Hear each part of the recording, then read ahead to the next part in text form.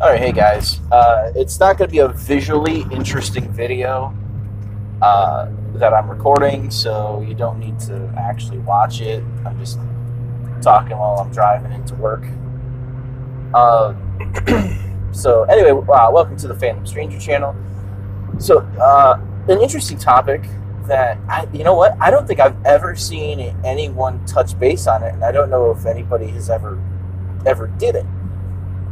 A few years ago, probably about 2012, 2013. I'm not sure if anybody remembers, but there was a free college course that you could take online, and it was a gender study class, genders in comics. It was advertised on comicbook.com. I think Bleeding Cool talked about it. CBR talked about it. And they had like an open enrollment, and only so many people got in. And anyone who was a comic book creator instantly got in. All you had to do was just verify that, who you worked for, Marvel, DC, whatever. And you could automatically get in. But if you were just like a normal person, you kind of had to be vetted a little bit more. You had to like submit your social security number, your name, address. I think they even asked like, why are you interested in this course? And I managed to get in, surprisingly. And in good fashion, I was a college dropout for this course. I managed to make it almost up to the final 2 weeks of the class, and honestly, it was mostly just due to time constraints. I couldn't keep up with things because my job was picking up at the time.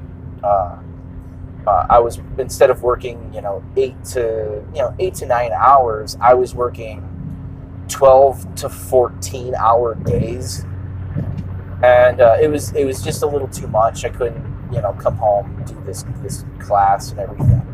But what was interesting was the fact that Gail Simone, Kelly Sue DeConnick, I'm pretty sure Greg Rucka. I'm almost positive Greg Rucka was in there because I remember him talking about why he created Batwoman, and why he made her gay, why he made Question gay, and Renee Montoya, why he made her lesbian, and like another like some novel character that he wrote, why he made her a lesbian.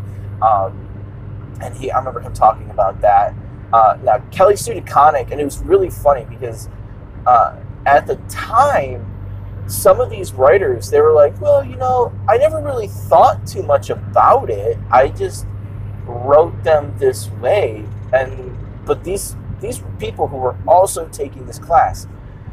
And I'm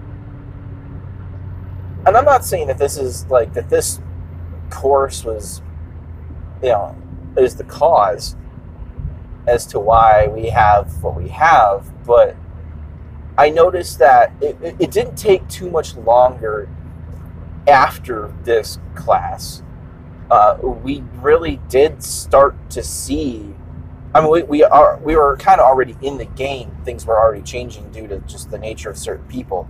I think by this point, Kelly Sue's Captain Marvel, I'm trying to remember if it was just on the brink of coming out, or maybe it was just a few. It may even just have been just a few issues deep. I'm trying to remember. Been a little while, but I remember. So yeah, they they did. They taught the gender theory that there's more than one gender. Of course, at this time, they only had a scale of 6. There was like 6 different genders, and it was like like hyper masculine, hyper feminine, and then kind of like on the in between, masculine, feminine. A man who's a bit more feminine, or feminine masculine. Female who's a bit more manly, the tough and rumble sports. The women's section was depressing. Well, okay, not, I shouldn't say it was depressing. Okay, let me walk that one back. The men's was depressing. The women's was more empowering, because the women's was, well, you know, you don't have to be this way. You don't have to be a housewife. You don't have to be a teacher. You could be anything. For the men, it was, I'm not a robot. You know, like, oh, all men are disposable. You know, but it was, they were trying to say like, oh, well, you know, you don't have to be disposable. You can show your emotions. You can show this. You can be sensitive.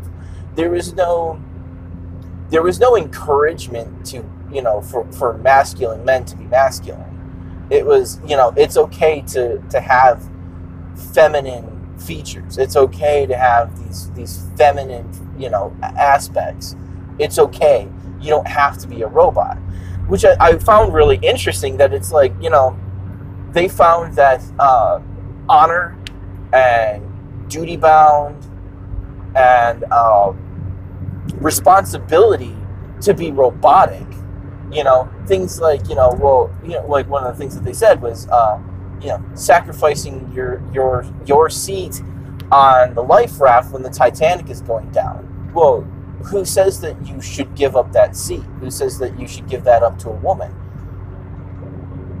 Well, that's just being part of honor bound. That's being duty bound. You know what I mean? Like, that's just, I mean, it's kind of like what's expected, you know, because you want somebody who can take care of your family to surpass you, you know. And it's not to say that there shouldn't be, you know, that men shouldn't be on the life rafts, not at all. I mean, you should do what you can to save as many people as you can, but, you know, it's usually, that's self-sacrifice is a greater love. You know what I mean? I mean, even in the biblical sense, you know, I mean, the man is the shield who stands before his family. You know, he is the one with the sword and the shield, and he's supposed to protect them from harm. And if he goes down in battle, then it's up to mom to get the kids out of there, you know, to make sure that they can flee and they can run. So, but anyway, so it was an interesting course. One of the things that they had was you had the opportunity to make your own comic book, and you could get your book published. They would publish your book alongside of creators, and it was almost like your foot in the door to become a new comic book creator, which was, I mean, that was ultimately why I wanted to do it, because I was like, well, you know, shit, like, yeah, I just kind of fake it till I make it, get my foot in the door, and then I can just, you know, blast my way into whatever company I want. But again, due to time constraints, I couldn't make it. You know, we just, you know, due to life and everything, I just couldn't make it. I will tell you, like, I felt depressed when I was taking it, like, just really angry and very depressed. Like, it was upsetting, absolutely upsetting. But you know what? I mean, at this time, I was pretty early in my walk, and I wasn't quite as exposed to like red pill material back then. But I still, you know, there was a lot of things that they were like, you know, well, there's multiple genders, and I was like, not really. I mean, I can get the sliding scale thing, you know, guys who are a bit more feminine versus guys who are a bit more masculine, you know, and even then, like, it can fluctuate, you know. I mean, like, being a good artist is it is a bit more of a, you could say, a bit more feminine, because it's you know, it's illustrative creativity as opposed to like constructive creativity, like building a bridge or building a sculpture. You know, I mean, in a sense, it's kind of like those are, you know, it's a blend of masculine and feminine, but in illustration's a bit more, you know, with articulation with pen and everything like that. It's, you would typically say. So, I mean, in a way, it's like that's Ethan's feminine side. You know, if you really want to like compare it, you know, Ethan Van Sciver's, you know, he is a man, but his talent is, you could consider as a bit more feminine, his skill and talent and everything. So you could say that, but for guys who can cook, or guys that like to clean, whatever, things that are traditionally feminine. Anyway, where was I going with all this? Anyway, so yeah. But I think it was just more. I was just more angry at the material. I think that's what it was. And one of the things, and I'm gonna tell you right now, there was me, because they had different groups, and it was you'd be in a group of, I think it was between 50 to 60 students, and I think there was about 4 or 5 groups. I think that was about as much as that professor could handle. It was just a solitary woman who was running it. I mean, she may have had a teacher's aide to help go through. I'm pretty positive I was the only conservative type in that entire thing, because I would be bombarded with comments. So that was part of the participation grade. You had to read the material. You had to basically write what you thought about the material. You had to make sure that you had to answer every question that was asked of that material, and then give your thoughts as to what you think. And of course, when they were well, there's 6 genders, which, now there's 63 genders, but and I was no, I think I'm positive there's only 2. I just think that there is a way. And they're well, you're just not getting material. And I swear to God, I would get bombarded. I would be the one with 16 responses, because everybody else kind of commented more or less about the same. There was maybe one person who was well, you know what, maybe I'll give you up to 3, I could see 3, and all the other ones were well, it totally makes sense that there's 6 genders. And I'm no, there's just 2, but it's just, you could be anything. I think that at any given moment, you could slide around on the scale. You know what I mean? There's a scale of masculinity, and then there's a scale of femininity, and sometimes you can kind of touch upon it. Of course, we've seen, the snagglepuss type guys that are, the dainty little flower, which is, of course, on the complete opposite end of masculine. But, they still can have little bits of masculinity in them. They can still have masculine desires. They can still have, even if it may even just be another man's beehole, they might still have just certain masculine desires of doing certain things, but it's just a sliding scale within that, but there's still only 2 genders. Anyway, I never got really good grades, because it wasn't really, it was sort of graded, but not really graded, because it was a free college course, and you didn't really have to be a college of that school. It wasn't going to be a college credit once you're done. I couldn't take it to my local community college. If I completed the course, I couldn't take it to my local community college and be yeah, here you go, I completed this course. And they're okay, cool. It wasn't going to be like that. So, it was really just the use of a public college for the purpose of indoctrination. But no, but one of the most important things was that there were a lot of comic book creators, and a lot of the ones that we're having issues with right now were not only were they interviewed for the class, but they were also students of the class. And I think that, and I'm almost, and I could be wrong, and I would love to ask, or have, if somebody could ask Mags Visaggio, I would almost bet Mags Visaggio was in there.